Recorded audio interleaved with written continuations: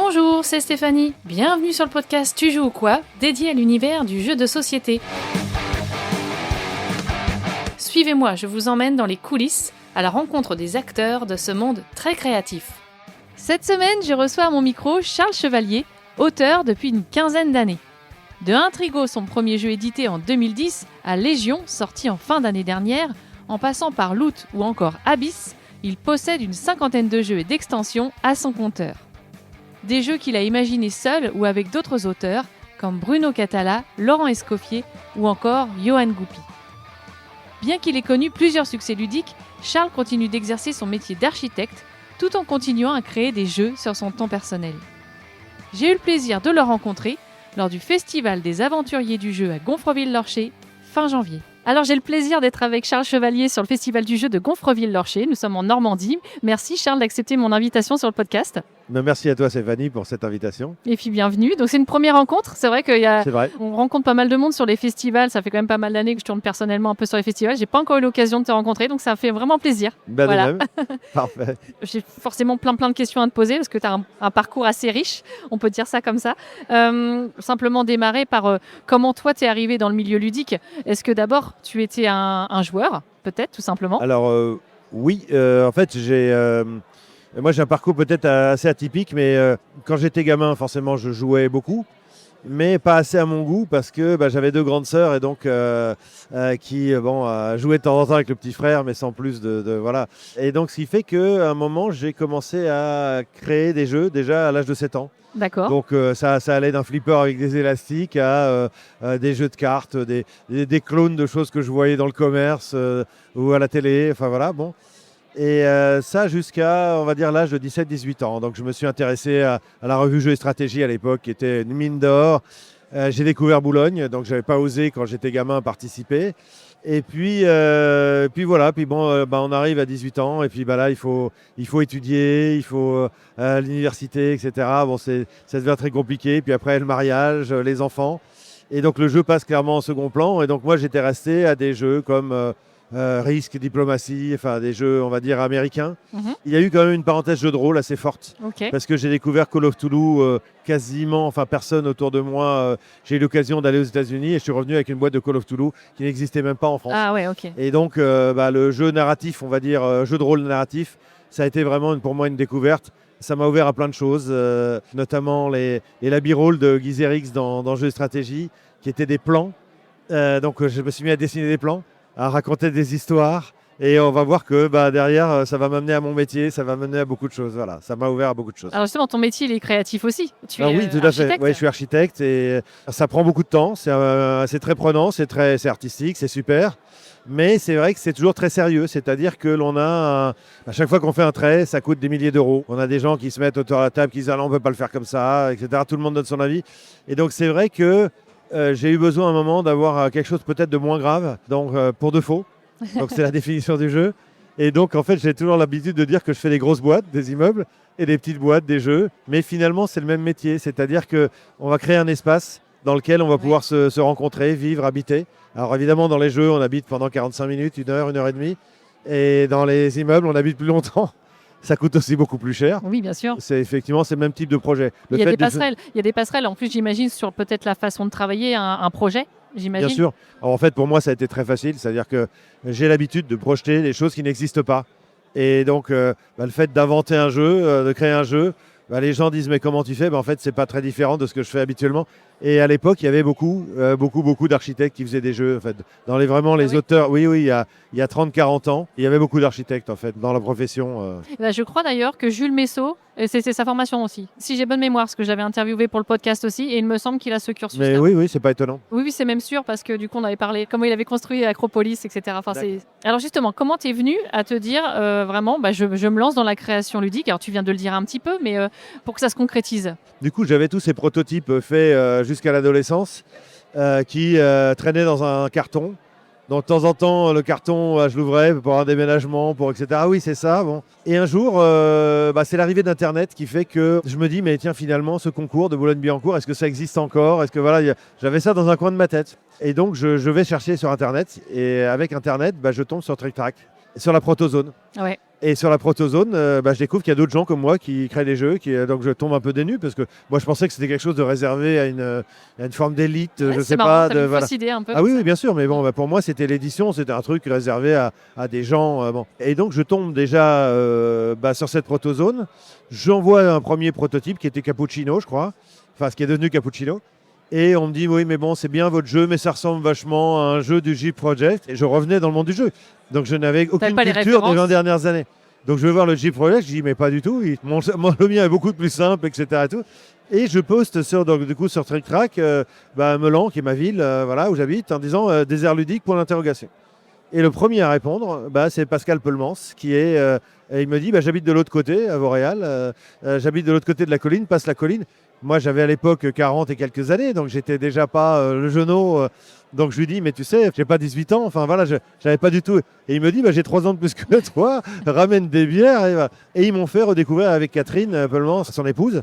Catherine Dumas, en fait, je ne sais pas s'ils sont mariés d'ailleurs, à l'époque ils ne l'étaient pas, et ils me font découvrir, là je tombe premier jeu auquel je joue Talouva, et là je prends une claque phénoménale, parce qu'il y avait de la construction, donc il y avait tout ce qui me plaisait, le jeu est merveilleux, il est beau, il est vraiment malin, on s'écrase soi-même ses propres paillotes pour pouvoir reconstruire un autre temple, un autre truc, enfin bon, waouh. Et donc ils vont m'introduire à Talouva, à Java, à Tikal, tous les jeux de Kramer Kisling. Et là, moi, je prends vraiment une claque. Donc, je prends en gros la plupart des protos que j'avais dans ma cave, je les mets à la poubelle parce que je me rends compte assez rapidement que c'est pas du tout l'air du temps. Je commence à faire des jeux plus intelligents parce que les jeux allemands, c'était quand même costaud. Voilà. Un jour, j'arrive avec un prototype. C'est un prototype qui, on va dire, avec des moines autour d'un monastère. Et c'est un jeu auquel ils vont participer évidemment à la création, qui va devenir Saint-Benoît, qui va gagner Boulogne 2 ans plus tard, et qui va donner Intrigo, notre premier jeu édité. Ton premier jeu créé, c'est ton premier jeu édité ? C'est le premier jeu édité en fait. Ah ouais, ok, c'est rare ça. En 2009, voilà. Ouais. Parce que en fait, une fois qu'on gagne Boulogne, là tous les éditeurs viennent et disent on est super intéressés. Moi j'ai fait le tour pour le vendre auprès d'éditeurs, et le fait d'avoir gagné Boulogne, tout le monde tous dit si on le prend. Donc c'est le premier qui m'a dit on le prend. Moi j'ai qu'une parole, donc il me dit on le prend, super, tu le prends. Puis derrière, des éditeurs peut-être plus connus, mais en même temps, ça a été Asgard, c'est Erwan Asquet, qui est devenu mon éditeur historique. C'est bon, Bix, parce que c'est chez lui qu'on l'a fait plus tard, Abyss, Sultania, etc. Comme quoi, ça s'est joué à 15 minutes. 15 minutes plus tard, c'était Sébastien Pochon m'appelait. J'ai dit, je suis désolé, j'ai promis à quelqu'un d'autre. Il dit, mais comment je croyais être, tu vois, bon. C'était une de mes questions, l'importance de peut-être aller dans des concours ou dans des zones de proto. Oui, parce que ça valide le fait. Moi, j'ai été juré après 2 années de suite à Boulogne. Il y a quand même des professionnels qui soient journalistes, éditeurs, auteurs, etc., etc. Alors, on n'est pas forcément d'accord sur ce qu'est un bon jeu, mais ça n'empêche qu'il y a quand même des gens du milieu qui valident le fait qu'ils sont des gros joueurs et qui disent ça c'est intéressant, ça c'est nouveau. Voilà.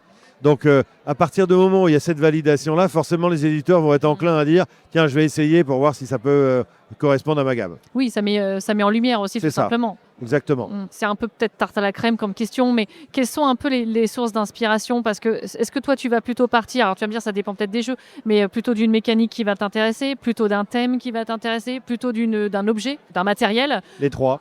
Pour être clair, au départ je suis plutôt mécano. Justement en tant qu'architecte, c'est comment imbriquer des mécaniques, comment trouver une nouvelle distribution, etc. Donc j'ai trouvé des choses qui étaient plutôt sympathiques, que ce soit Jurassic, que ce soit Antarctica, qui à un moment a été Monte Cristo, avec ce toboggan à billes qui nous donnait c'était à qui de jouer, etc. Bon, voilà, on s'amusait à ça, mais on était encore dans un trip jeu allemand, donc c'était la mécanique qui primait, etc. Et en fait, de plus en plus, parce que je travaille beaucoup avec d'autres auteurs, je me dis que finalement, ce qui compte, c'est l'expérience de jeu. Et cette expérience de jeu, elle se nourrit aussi d'une histoire. Et donc, on a commencé à cheviller un récit aux mécaniques. Et donc, il m'est arrivé sur certains jeux, j'ai beaucoup de jeux qui sont inspirés des romans fantastiques, 19e siècle, etc., parce que ça me plaît. Je suis un fan de BD aussi absolu. J'ai écrit des scénarios de bande dessinée sans percer là. Donc, ça veut dire que, clairement, au niveau écriture, il me manque sans doute quelque chose. Alors que c'est drôle, parce que moi, quand je voulais faire des jeux à 18 ans, on me disait non, mais faut pas faire ça comme métier, on gagne pas sa vie, etc. J'ai écouté des gens. J'ai été bien idiot, je pense, à l'époque.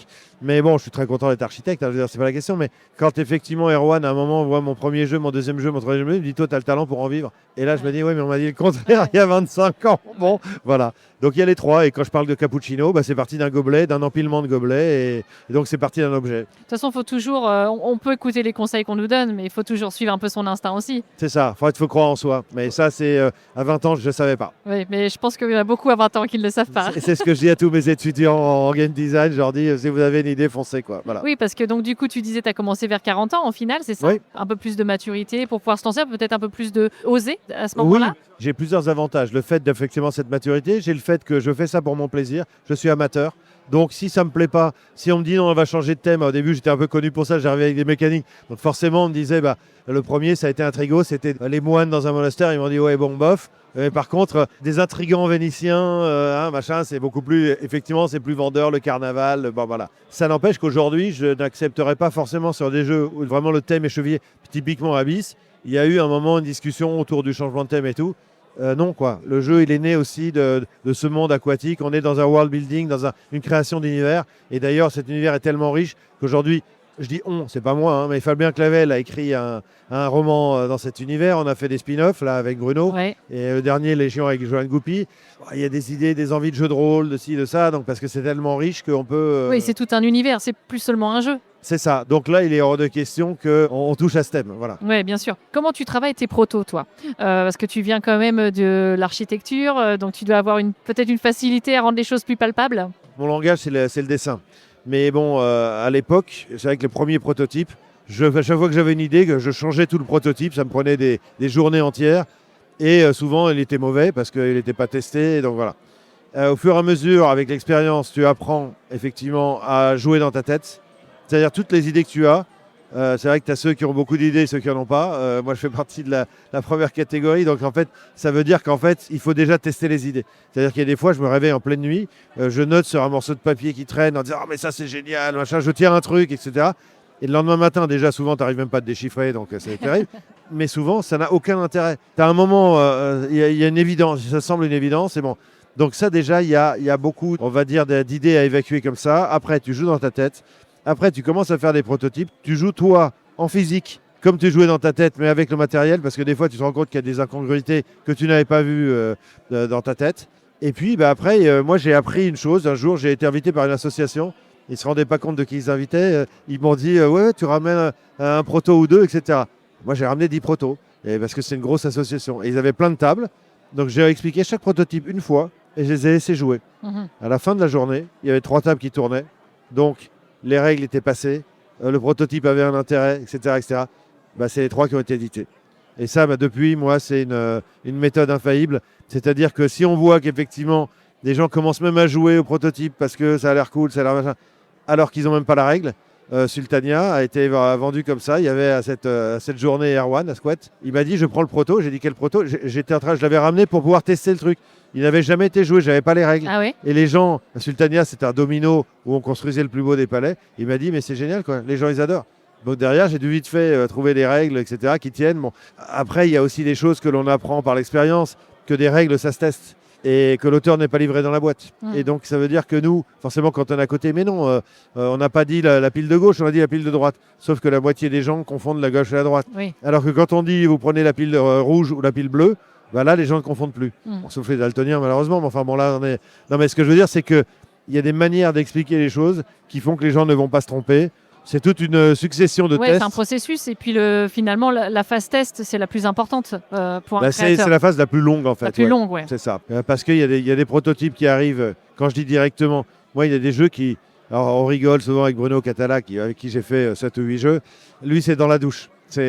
Il a l'inspiration dans la douche, donc il arrive, j'imagine qu'il doit sortir, alors il n'a plus de cheveux, mais il doit sortir avec du shampoing partout, des machins, et en disant il faut que je note le truc, je l'ai. Voilà. Moi, c'est vrai que souvent en me baladant, quand je marche, j'ai des flashs un peu. Des flashs, une capacité à dire, mais. Et c'est vrai qu'il y a des jeux, j'ai cherché mais des fois pendant des années la bonne distribution, la bonne chose, et puis à un moment ça tombe, et là on se dit je l'ai. Et on essaye et le jeu il fonctionne. Il marche tout de suite. Parfois, c'est un peu miraculeux, quoi. C'est effectivement. Oui, mais en fait, on se demande d'où ça vient, mais c'est un cheminement, en fait. On a une capacité, je pense, à compartimenter le cerveau qui fait qu'à un moment, on va se dire, tiens, je vais j'ai dans le cerveau, j'ai une routine, un truc qui tourne, un jeu qui tourne. Puis j'en ai un autre, parce qu'on n'a jamais un proto seul. On a toujours une dizaine de prototypes, 10-15 en cours. Et c'est vrai que on les fait tourner de temps en temps dans notre tête. Et puis à un moment, il y a un truc qui tombe. On se dit, mais non, c'est pas ça qu'il faut faire.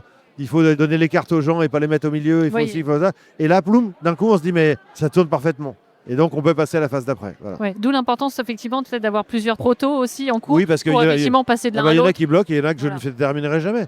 Parce qu'à un moment, on se dit, mais finalement, est-ce que ça n'a pas déjà été fait? Est-ce que machin? De temps en temps, il y a des jeux qui arrivent, on se dit, eh, merde. Moi, j'ai le souvenir, j'ai dit ça, je crois que c'est Thomas Dupont, qui a sorti un jeu qui s'appelle Carte Aventure. Oui. Et j'avais un proto qui s'appelait Carte Aventure. Je dis pas que c'est le même jeu, mais enfin, c'est le même principe. Ce sont des cartes, voilà, bon.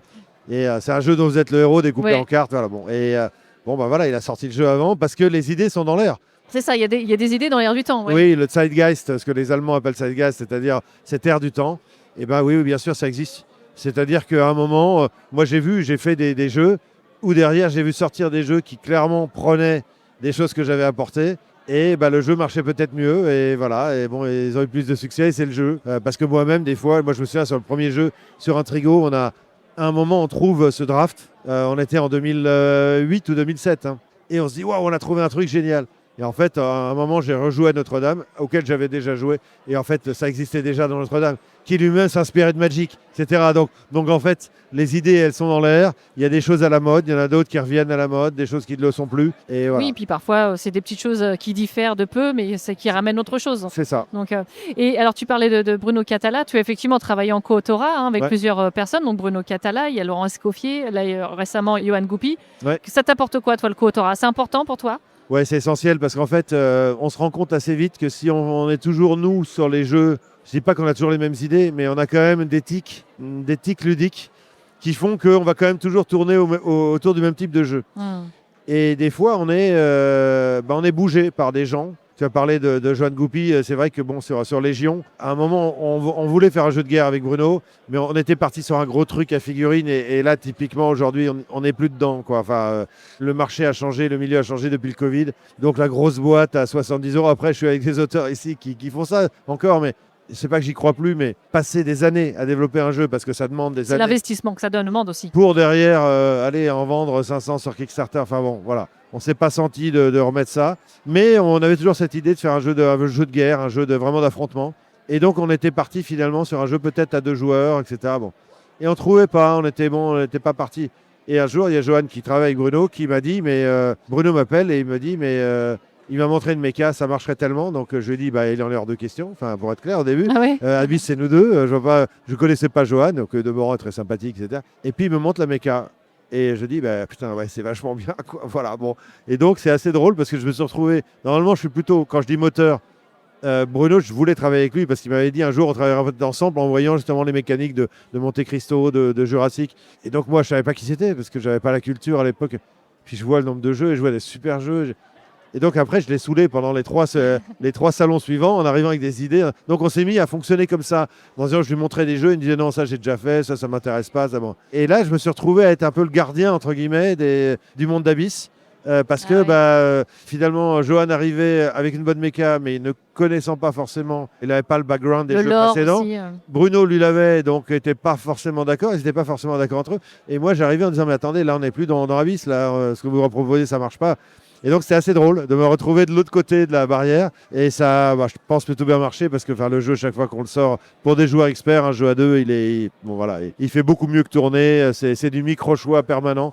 Ce qu'on essaie de faire aujourd'hui, ça plaît, quoi. Oui, donc c'est vrai que c'est important, ça, finalement, ce rebond d'idées ou du moins ce côté... Ça nous permet déjà de nous ressourcer, je pense. D'apprendre aussi des autres. Hein. Moi, quand j'ai vu Bruno faire, c'était pas du tout, même si les mécanos aussi au départ, c'était pas du tout le même type de game design. Et en fait, je l'ai vu faire, j'ai dit ah oui, ça c'est pas bête, il fonctionne comme ci, comme ça. Et lui-même, je sais pas si j'ai pu l'inspirer sur certaines choses, mais je pense qu'il a vu comment je fonctionne. Moi, je suis assez graphique, effectivement. Il faut qu'à un moment, quand on passe à côté du jeu, on comprenne tout de suite comment ça fonctionne. Bon, voilà. Donc, c'est forcément enrichissant et ça nourrit. Bien sûr. Et puis, humainement, je pense qu'un jeu, c'est une aventure humaine à la base. Déjà quand on joue, évidemment, mais quand on le crée, c'est un jeu en soi. J'ai fait des jeux avec effectivement les Peulmans, on en a parlé avant, avec Gaëtan Bojano, avec Laurent Escoffier, avec Bourgeois Goupy, avec Bruno Catala. L'autre Bruno, Faye Duty, Oui. on a fait un jeu aussi. Enfin bon, j'espère ne pas en oublier, mais bon. Et là, je fais un jeu avec, par exemple, Manu Rozoy, et donc c'est super enrichissant parce que il a une vision totalement différente, très philosophique du jeu, prof de game design Oui. que j'ai pu l'être, mais très théoricien. Il avait montré le Centre national du jeu à l'époque. Enfin bon, donc ce sont des gens qui chaque fois nous amènent des choses et j'ai l'impression qu'effectivement on progresse, on s'enrichit avec ça, quoi. Comme tu dis, il y a les partenaires de création, mais aussi après les partenaires éditeurs. Bien sûr, c'est super important et on se rend compte assez vite qu'on correspond à quelques éditeurs. Alors oui, les gens veulent te rencontrer parce que tu as sorti plein de jeux, on va voir. Et en fait, il y a un moment, c'est toujours non, non, non, non. Et alors que mes éditeurs de référence, finalement, ils viennent me rechercher en disant mais ça m'intéresse vachement. Donc ça veut dire qu'on se correspond aussi. Je pense qu'un éditeur, pour hésiter en plus dans le milieu actuel, il doit vraiment avoir quelque chose en plus aussi. C'est vrai que les éditeurs avec qui je travaille, que ce soit Bombix, que ce soit effectivement Gigamic, que ce soit Studio H, etc., Yellow, finalement, on se complète, je pense, pas mal. Oui, c'est ça. Il faut réussir à matcher aussi sur le développement, sur finalement faire un bon binôme, quoi. Alors ça, c'est compliqué parce qu'en fait, il y a beaucoup de mouvements chez les éditeurs actuellement. Ah ouais. Et donc, des fois, le développeur avec qui on s'est super bien entendu, c'est vrai qu'Erwan, c'est le patron de la boîte chez Bombix, donc c'est plus facile parce qu'il est toujours là. Mais par contre, tu vois, Gigamic, on a eu un super, avec Laurent Escoffier, on a eu un super contact avec Joseph Foussa, qui a développé le jeu, mais donc là, tu parles de Loot. Il lui doit beaucoup, Loot, Ouais. bien sûr. Il nous a vraiment challengé, il nous a fait monter le jeu, etc. Et on est arrivé à quelque chose qui n'était pas du tout. Le jeu au départ n'était pas aussi riche. C'est vrai que si demain je dois retravailler avec Gigamic, j'aimerais bien retravailler avec lui. Je dis pas que les autres sont pas bons, mais je dis juste qu'on a tellement bien matché que voilà. C'est ça. Et donc c'est vrai que Yellow, par exemple, Ludovic Papalis, avec qui on a fait Kanagawa, est revenu. Ça donne envie d'y retourner, tu vois, voilà. Oui, non, mais c'est sûr, il y a des liens de confiance aussi, et puis comme tu dis, il y a des choses qui matchent, et puis c'est ça. Ça marche bien. C'est ça, donc. Et alors, donc tu disais à peu près une cinquantaine de jeux édités avec les extensions. Ouais. C'est peut-être pas facile comme question, mais quel est pour toi peut-être le jeu dont tu es le plus fier ou qui a une saveur particulière pour toi, une histoire particulière? Un seul, c'est compliqué, c'est le coup de l'île déserte là que tu me fais, donc c'est. T'as le droit de 3 si tu veux. Ouais, voilà. Déjà, le premier, parce que je pense que c'est toujours un moment, sincèrement, moi, j'avais pas l'idée qu'on pouvait être édité. Alors, ça demande du travail, hein, attention, c'est pas facile. Mais quand même, d'arriver à l'édition, moi, je n'en rêvais même pas. Enfin, je pensais que c'était réservé à d'autres personnes, à d'autres types de. Voilà, et qu'il fallait travailler directement chez les éditeurs. Donc, le premier, forcément, il a une saveur particulière. J'aime beaucoup quand même Kanagawa, pour moi, ça reste un truc. Le jeu, il a une telle évidence. Et d'ailleurs, on essaye aujourd'hui de le retravailler pour le ressortir. Faire cette fresque, Tu peux rappeler le pitch du jeu parce que le but du jeu, c'est en fait, on est des élèves de Kusai et on va faire une estampe japonaise avec 12 cartes comme ça de souvenirs, 12 ou 13 cartes. Bon, voilà. Ça veut dire qu'on va créer notre estampe sans savoir dessiner, évidemment, et avec des comptages, avec un système un peu rotor au centre, qui a peut-être un peu vieilli justement aujourd'hui, mais ça n'empêche que les gens, à la fin, ils prenaient des photos de leur... Et c'est ça que moi j'aime bien. Satisfaction. Même s'ils ont perdu, ils prenaient une photo de leur estampe. Comme Sultania, ils prenaient une photo de leur palais. Et ça, ce sont des jeux, moi, qui me plaisent. Et c'est vrai que... Puis après, je sais pas, le troisième, peut-être Loot, parce que on est arrivé à Berlin, on a été sélectionné au Spiel, c'était quand même un moment. Sélection au Spiel, c'est quand même pas rien. C'est bon, après, Abyss, c'est mon jeu le plus vendu. Il y en a beaucoup. Ça dépend sous quel angle on regarde, mais oui, ce sont ces jeux-là. Voilà, si on parle du plus gros succès, c'est Abyss. C'est Abyss, oui, bien sûr. Ouais. Abyss avec les extensions, la boîte de base, etc. Les spin-offs type Légion, Conspiracy, je pense qu'on approche des 300 000 exemplaires. Donc, c'est assez colossal. Puis tout l'univers qui a été développé. Il y a l'univers derrière et qu'on continue à travailler, et ça, c'est super. Est-ce qu'il y a un jeu, justement, que tu as créé qui n'est peut-être plus édité aujourd'hui, que tu aimerais revoir édité sous peut-être dépoussiéré, retravaillé? Il y en a quelques-uns. J'ai parlé de Cappuccino avant.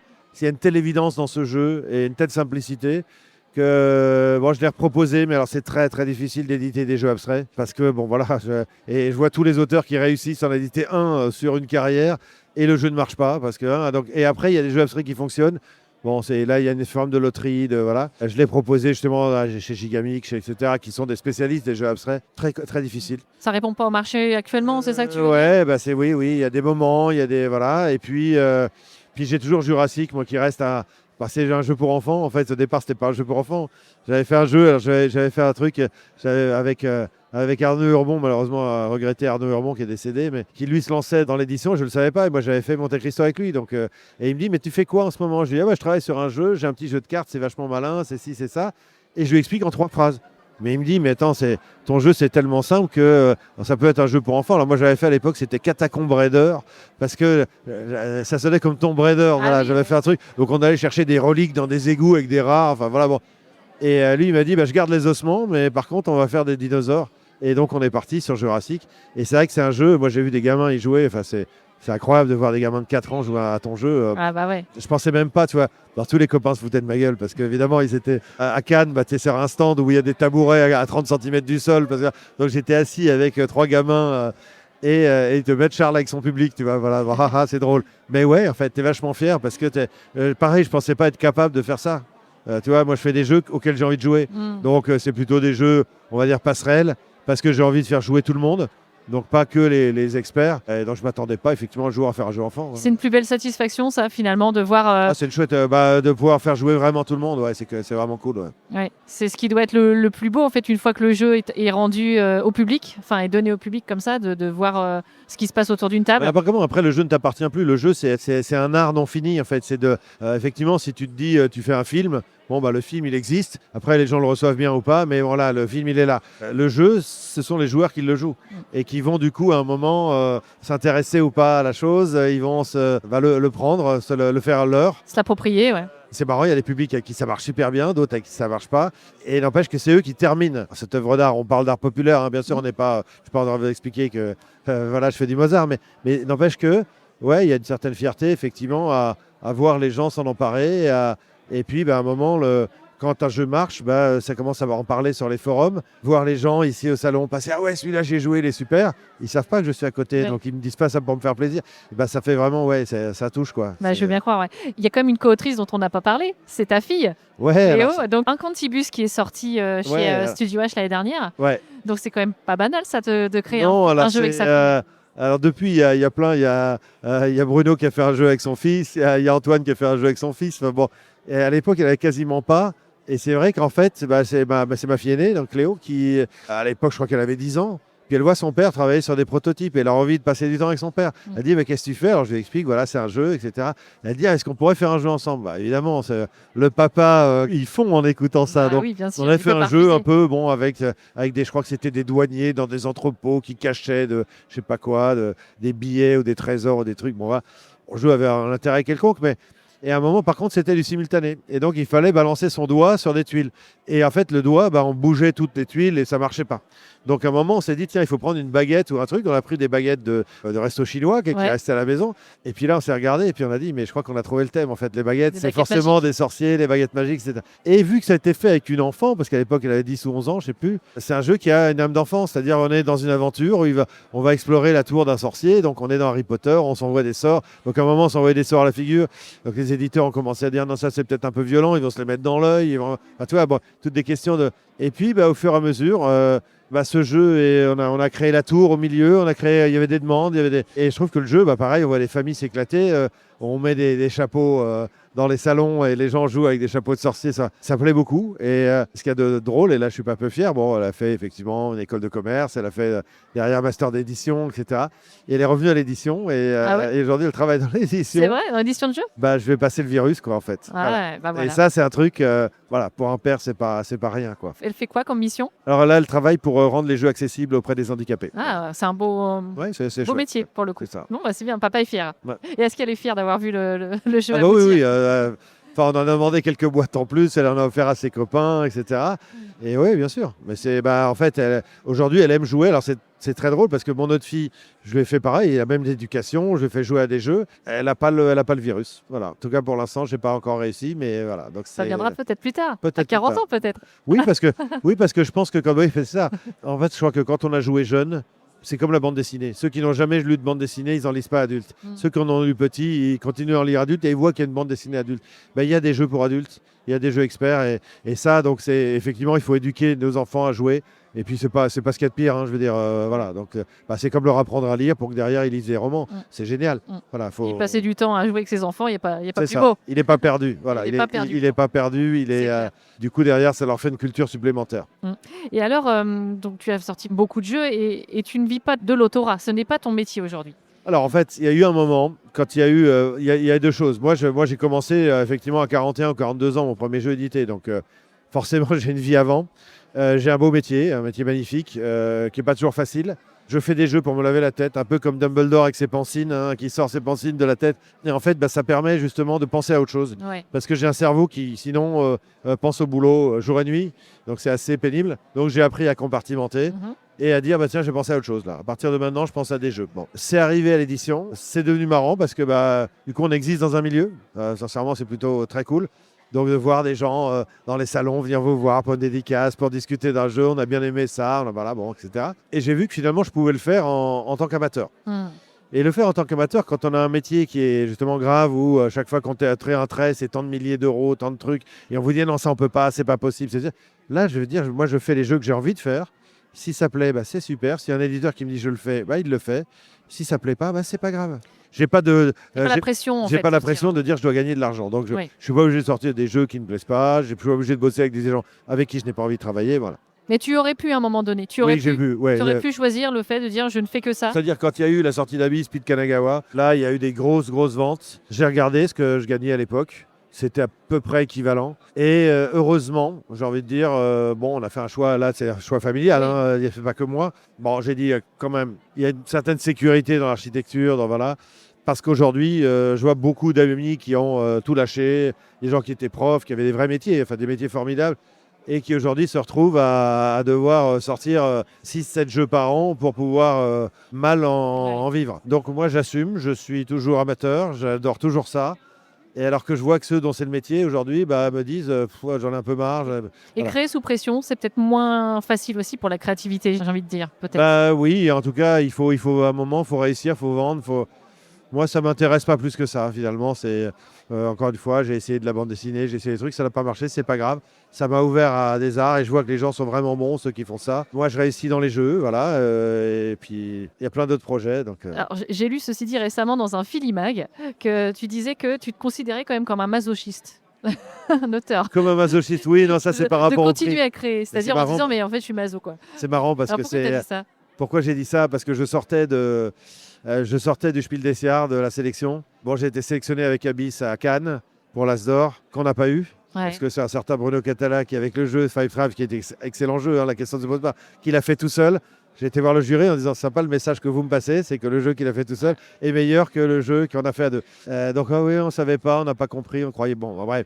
Donc, c'est vrai que tu ressors de là, tu attends beaucoup, parce que tu as une sélection et tu es déçu forcément derrière. Donc, quand on a été sélectionné au Spiel, peut-être un jour, le téléphone se met à buzzer, tous les copains t'envoient des WhatsApp, des trucs, et des messengers, et tu te dis, mais toi, c'est sur un chantier, tu te dis, mais c'est quoi ce truc ? Là, il se passe un truc.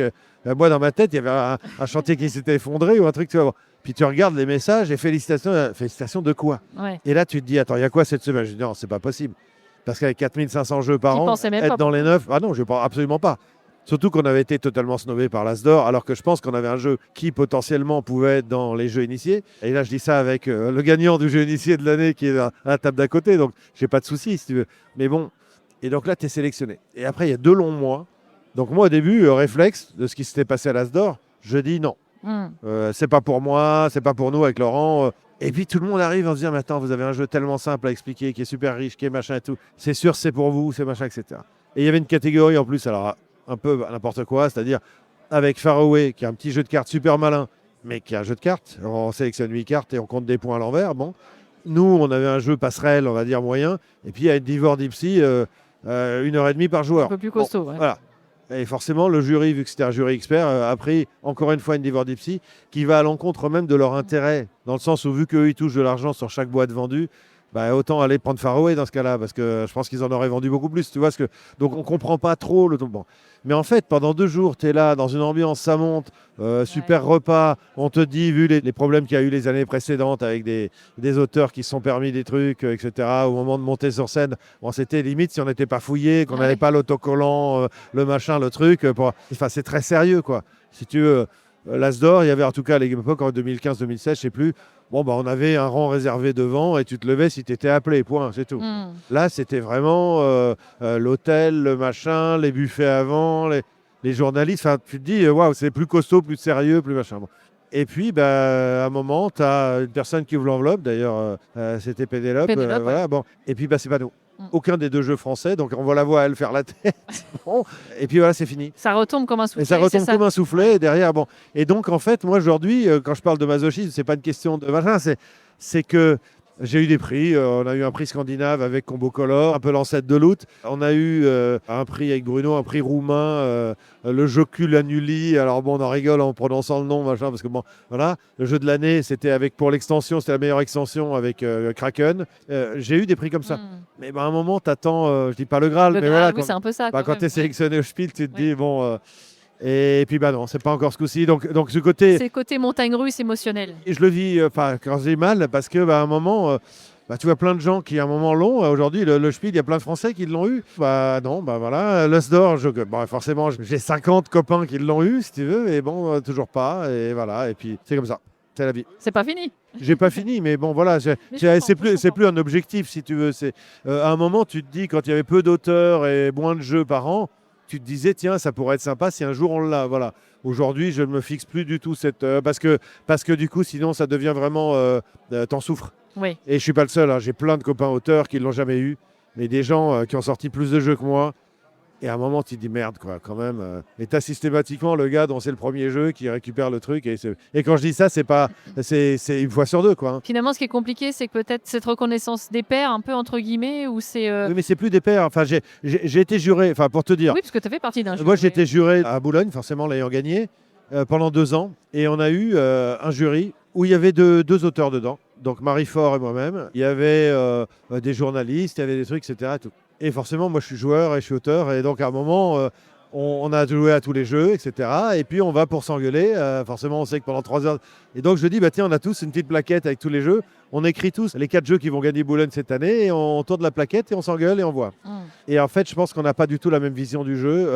À la fin, il y en avait 2 qui avaient les 4 et 2 auteurs. Donc, je ne veux pas dire qu'on est ni supérieur, ni qu'on a une vision machin. Mais en tout cas, on a une capacité à détecter. Donc, moi, je suis venu à un moment en leur expliquant...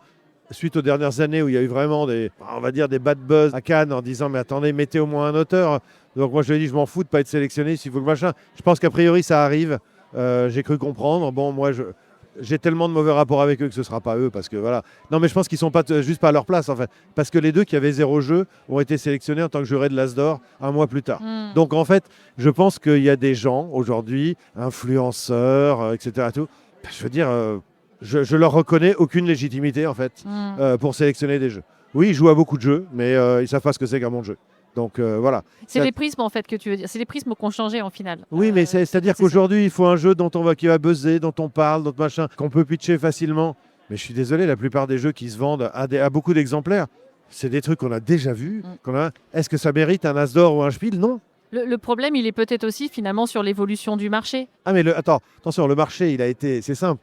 Je pense qu'Asmodée a porté le marché, en tout cas en France, c'est évident, et à l'international, en tout cas en Europe, c'est sûr. L'idée a été d'élargir le marché coûte que coûte. Donc avec des jeux comme Double, avec des jeux... tu vois, bon. Sauf qu'aujourd'hui, on est arrivé à Skyjo, on est arrivé à Trio, et moi, en tout cas, ce sont des jeux auxquels je ne prends plus de plaisir à jouer. Alors évidemment, on peut faire jouer Tata Jacqueline et Tonton GG, mais l'intérêt que je trouve là-dedans, pour moi, il devient tellement tenu que, je me dis, bof. On a eu toute la série, et ça continue d'ailleurs avec Bumbuster, la série des jeux coopératifs, le côté c'est gentil, on joue tous ensemble, parce que tous ceux qui n'aiment pas jouer, du coup, même s'ils perdent en coopératif, c'est pas grave, parce que tout le monde a perdu. Le côté évolutif aussi. C'est l'école des fans, c'est machin. Bon, moi, c'est pas mon range non plus, je n'y arrive pas. J'ai essayé, évidemment, des jeux coopés et tout.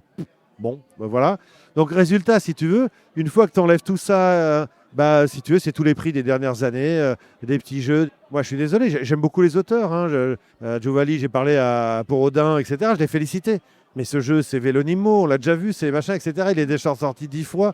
Et c'est un jeu auquel moi, je ne joue pas. Voilà. Ouais. Donc, à un moment, on a créé une catégorie initiée. Aujourd'hui, on a des jeux initiés. Ils sont encore plus... Enfin, il faut se souvenir quand même que le Spiel des Sierres à l'époque, c'était Tikal. Le Spiel simple, le rouge. Ouais. Tikal, c'est 13 façons de marquer des points. Et tout le monde jouait à ça. Donc on pouvait expliquer, il faut juste prendre le temps, c'est plus compliqué, c'est plus... Bon, bah aujourd'hui, on a démissionné en fait. Sous couvert peut-être de vulgarisation du jeu et de catégorisation aussi du jeu. Oui, mais je pense que c'est une Ça- démission ça- du milieu, de nous, Ouais. en disant, bon, on va vendre des millions de boîtes de Skyjo. Ok, bah super. Moi, ça m'intéresse pas. Mm. C'est-à-dire que ça m'intéresse pas d'y jouer, ça m'intéresse pas de l'expliquer, ça m'intéresse pas même de le primer en disant si je suis dans un jury. Voilà. Donc en fait, pour moi, on est à la limite basse, quoi. C'est-à-dire qu'on est vraiment dans les catégories harlequins pour les bouquins, quoi. Est-ce qu'il faut primer, si tu veux, un Goncourt, qu'on le veuille ou non? C'est effectivement, ils sont pas tous extraordinaires, mais il y a quand même un minimum. Mm. Voilà. Ils ont tenté de faire effectivement de primer de la fantaisie, enfin du fantastique dernièrement. Après, de temps en temps, on compense en primant un truc que personne ne lit, que tout le monde achète pour dire je l'ai lu. Mais voilà. Mais ça n'empêche que je pense qu'il y a quand même un minimum à respecter. Et là, moi, il me semble qu'on est vraiment descendu en dessous. Voilà. Donc, ce qui fait que j'assume, n'importe comment, je ne ferai pas ces jeux-là. Il est hors de question que j'en fasse. Bon, qu'ils continuent de primer ça. Mais ce sont des gens qui, pour moi, n'ont pas la légitimité et qui priment des jeux qui n'en sont limite pas. Oui, on passe du temps avec des gens, mais est-ce qu'il y a un intérêt? Voilà, je suis pas sûr. Tu dois pas te faire des amis souvent. Je m'en fous. Non, mais c'est pour ça. L'Asdor, ils m'ont dit, ce sera pas avec toi s'il y a un auteur. Parce que je les trouve mauvais, quoi. Je les trouve mauvais. Et dans les choix, ils ne se rendent pas compte qu'il faut arriver des jeux qui ne sont pas toujours en limite basse. Alors, c'est marrant, le Spiel, on est toujours en limite hausse. Eux, ils sont en limite basse. Quel est l'intérêt de primer, de mettre en avant des jeux comme ça? C'est-à-dire qu'à un moment, tu te dis, ouais, super, les gens ils vont dire, c'est ça le jeu de l'année? Bah non, quoi, en fait. À l'évidence, non. Et le problème, il est là. Fondamentalement, il est là. Moi, ce que je préconise, c'est de l'expérience de jeu. C'est ce que j'explique à mes étudiants. J'ai donné des cours de game design. Tu vois, en face, tu as un influenceur qui vend des boîtes de conserve. Voilà. Donc, et on est censé, si tu veux, avoir le même. Eh bien, c'est pas possible. C'est-à-dire que ce sont des gens qui sont. Alors, ils servent des bières dans un bar. C'est super. J'aime beaucoup les bars à jeux. Mais enfin, c'est pas ça qui lui donne une légitimité pour dire ça, c'est le jeu de l'année. Même s'il joue à beaucoup de jeux. Est-ce qu'un influenceur qui va être payé pour dire ah, ça, il est super ce jeu? Parce que c'est ça. Moi, j'ai vu des influenceurs à qui j'ai fait jouer mes jeux. Ils disent à la couverture, elle est jolie, quoi.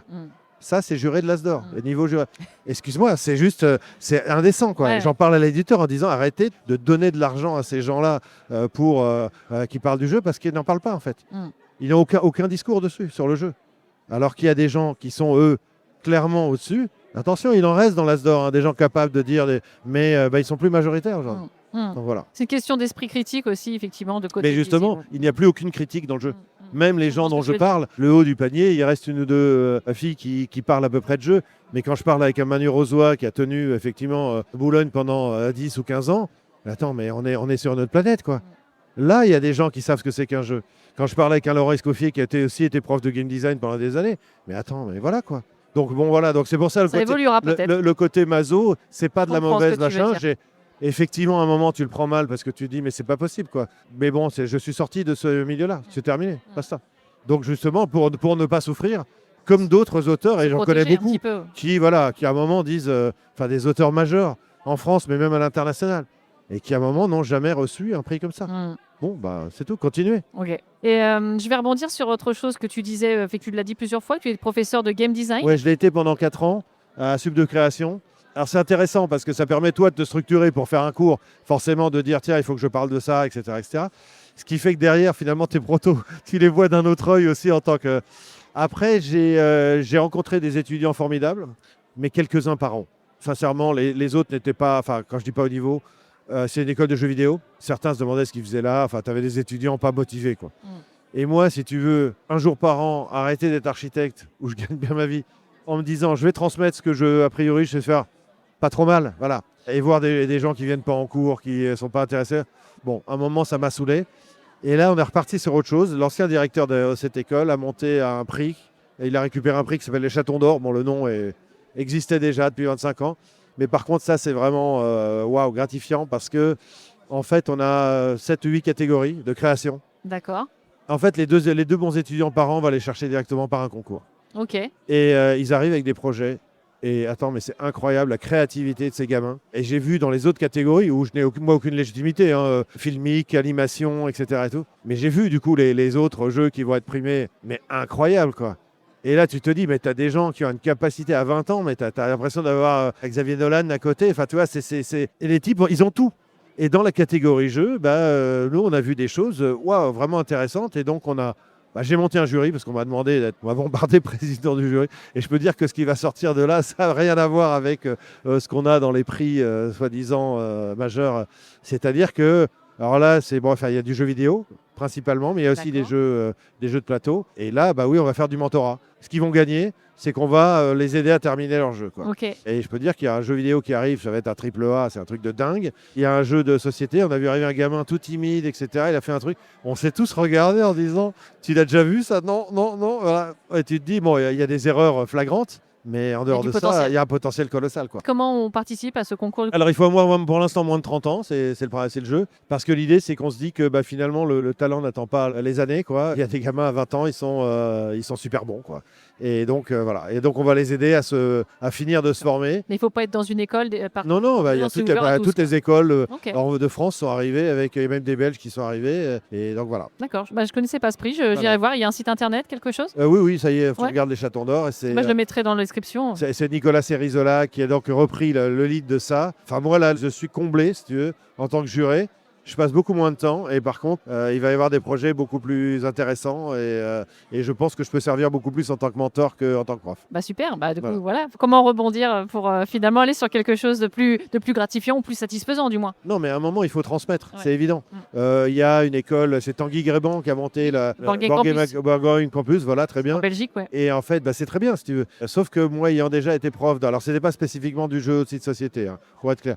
Mais quand même, le game design d'un jeu vidéo, d'un jeu de société, c'est finalement on va jouer sur les mêmes frustrations, sur les mêmes satisfactions, le fait de faire partie d'une équipe, etc.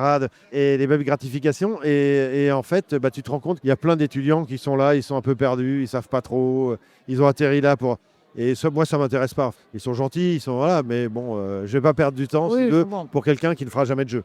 Ça pourrait t'intéresser justement peut-être d'intervenir dans l'école Board Game Campus, là, justement dédiée aux jeux de société. Alors, sincèrement, j'ai vu quand Tanguy, il avait déjà monté son projet. Il a des gens formidables. Il a déjà Théo Rivière qui lui est prof à l'année, je crois. Donc il intervient comme moi j'ai pu intervenir à Sub de Création.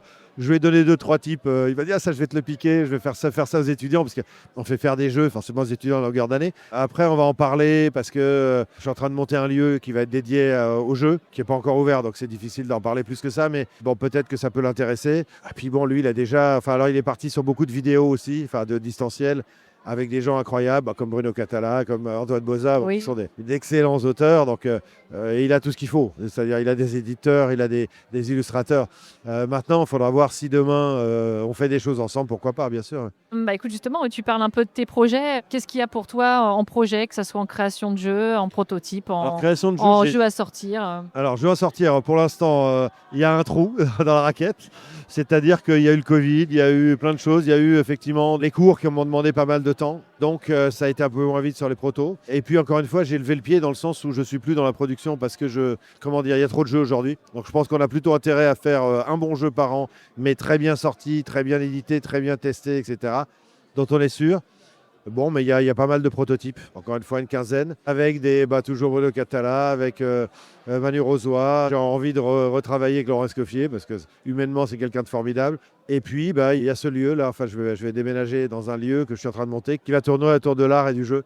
D'accord. Et donc c'est vraiment un projet de vie là, c'est quelque chose de... je retape depuis 8 ans, quelque chose d'assez colossal.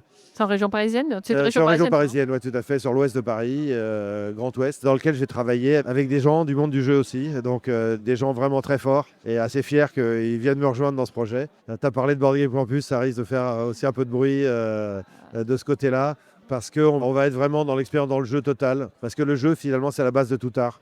On joue au théâtre, on joue de la musique. C'est vrai. Quand on regarde un tableau, évidemment, c'est pas un lieu qui existe. Donc on fait semblant, donc c'est du jeu, etc., etc. Et donc on va irriguer un peu tous ces arts par le jeu. Ces quelques années, j'espère qu'ils vont être ultra enrichissantes. Là, tu teases bien le truc parce que j'ai envie d'en savoir plus. Écoute, ça va arriver.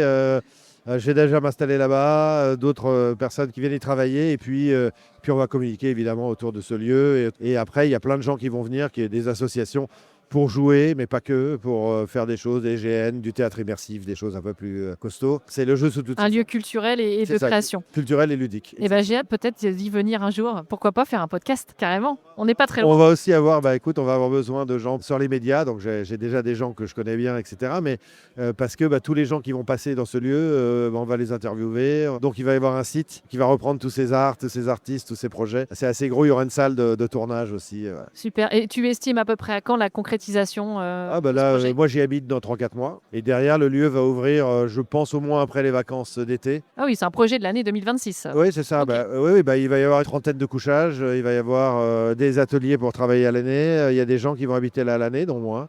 Donc voilà, c'est quelque chose d'assez important. Pour créer des grandes game jam, ce genre de Ça choses. peut, mais alors j'ai volontairement pas voulu, tu vois, enfin, il y a pas de, c'est pas une salle de mariage, c'est ça que je veux dire. J'ai pas envie qu'il y ait, il y a des gens qui font ça très bien. Je vais à Étourvie chaque année chez Bruno Faiduti, enfin ce qu'il organise, c'est génial. Mais bon, on est 150 et il y a des gens à qui à la fin du séjour, j'ai même pas dit bonjour, quoi, parce que c'est trop.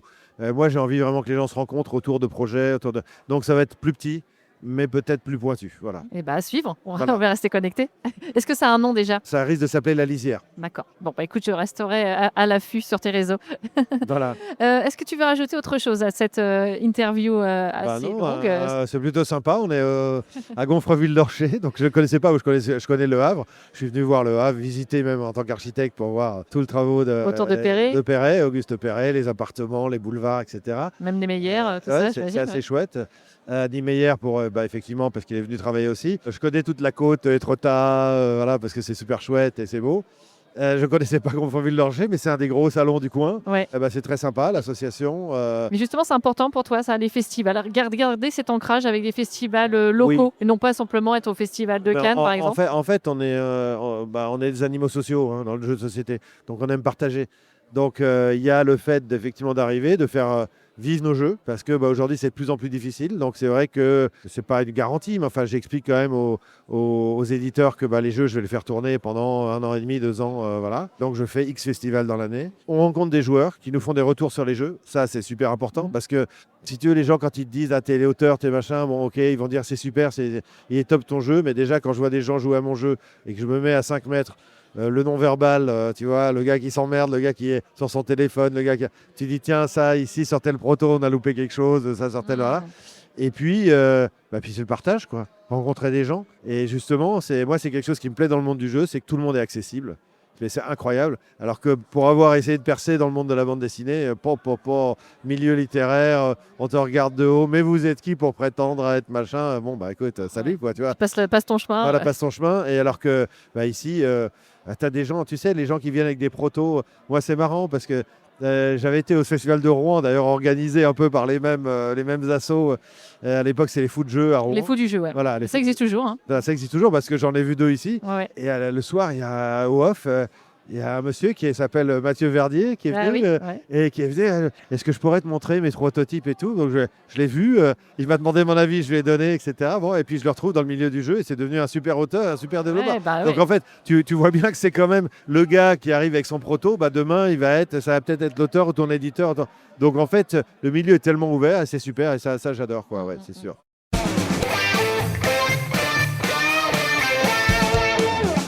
Si tu étais un mode de jeu, lequel serais-tu?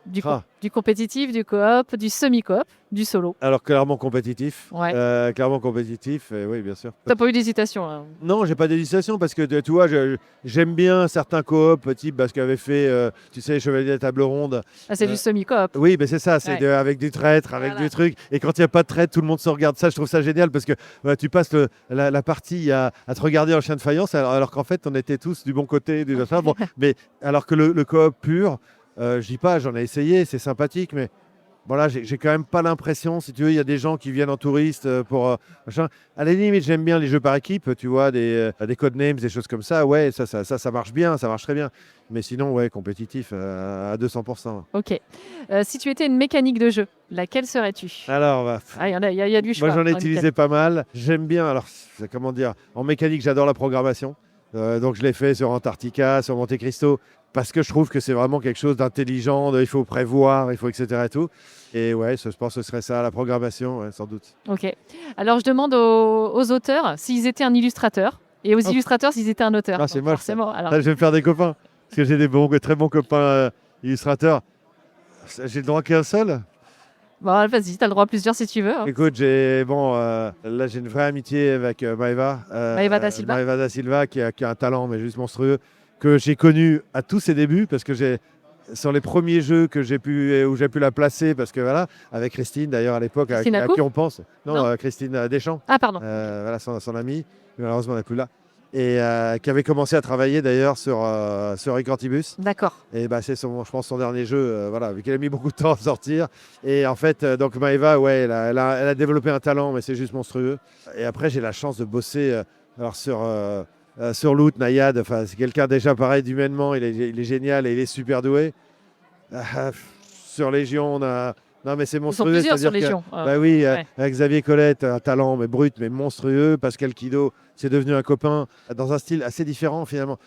C'est dur, c'est trop dur. Je dis, ils sont tous ultra doués. Alors là, je suis jaloux. Là, clairement, je suis jaloux parce que je sais à peu près tenir un crayon en tant qu'architecte pour dessiner des immeubles, des choses. Mais eux, ils ont développé un art. Et c'est vrai que c'est devenu. Je suis admiratif et jaloux à la fois parce que voilà, je dessinerai jamais comme eux et j'aimerais tellement. Ok. Bah écoute, je termine aussi toujours en demandant pour une prochaine interview si tu avais quelqu'un à me proposer dans le milieu ludique. Ah ouais, sympa. Alors je ne connais pas tous les gens que tu as déjà interviewés. C'est pas grave, tente ta chance. Ouais. De gens connus ou pas connus parce que... Ah bah tu sais, ça peut être, c'est ça que j'aime bien aussi, ça peut être un auteur, un illustrateur, un éditeur, mais aussi parfois un métier. Un développeur, pourquoi pas. Enfin, tu vois, il y a des tas de métiers qu'on ne parle écoute, pas. développeur, j'aimerais bien que tu ailles interviewer effectivement Joseph Foussat, si tu ne l'as pas fait. Non. Je trouve que c'est quelqu'un d'humainement vraiment d'incroyable. On a fait un jeu de rôle avec lui, tu vois la personnalité du gars qui explose. Et vraiment sur Loot, il nous a plus qu'aidé. Voilà, moi je trouve que c'est vraiment quelqu'un de formidable en éditeur. En auteur, Laurent Escoffier, je ne sais pas si tu l'as déjà. Non, je n'ai jamais fait. Et humainement, c'est une crème. Et en interview, tu as interviewé Maëva ou pas? Ouais, je l'ai fait. Ouais, donc essaye Nayad. Ouais. J'ai tenté Nayad, j'aimerais bien le voir à Cannes, mais il n'est pas là cette année. Pareil, humainement, des gens plus quoi. Ok, ouais. Écoute, je note ces 3 noms. Voilà. En tout cas, merci beaucoup pour ce moment. Merci à toi. Puis, voilà, plein de choses pour la suite. Et on termine les podcasts comme on termine habituellement les vidéos et les podcasts en disant alors au jeu signé Charles Chevalier. Tu joues ou quoi? Je vous remercie d'avoir écouté cette interview jusqu'au bout. Si vous avez aimé cet épisode, je vous invite à le partager et à parler du podcast autour de vous. Pensez à vous abonner sur votre plateforme d'écoute préférée, ainsi qu'à la chaîne YouTube Tu joues ou quoi. La semaine prochaine, avec David, nous serons présents au Festival international des Jeux de Cannes. Si vous nous croisez, n'hésitez pas à venir nous voir, ça nous fera vraiment plaisir de papoter. Dans tous les cas, je vous donne rendez-vous dans 2 semaines pour un nouvel épisode.